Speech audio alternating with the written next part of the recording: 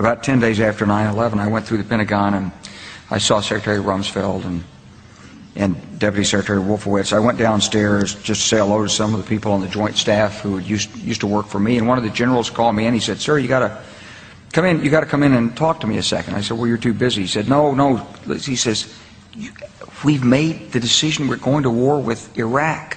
This was on or about the 20th of September. I said, "We're going to war with Iraq. Why?" He said, "I don't know." He said, "I guess they don't know what else to do." So I said, "Well, did they find some information connecting Saddam to Al-Qaeda?" He said, No. He says, "There's nothing new that way. They've just made the decision to go to war with Iraq."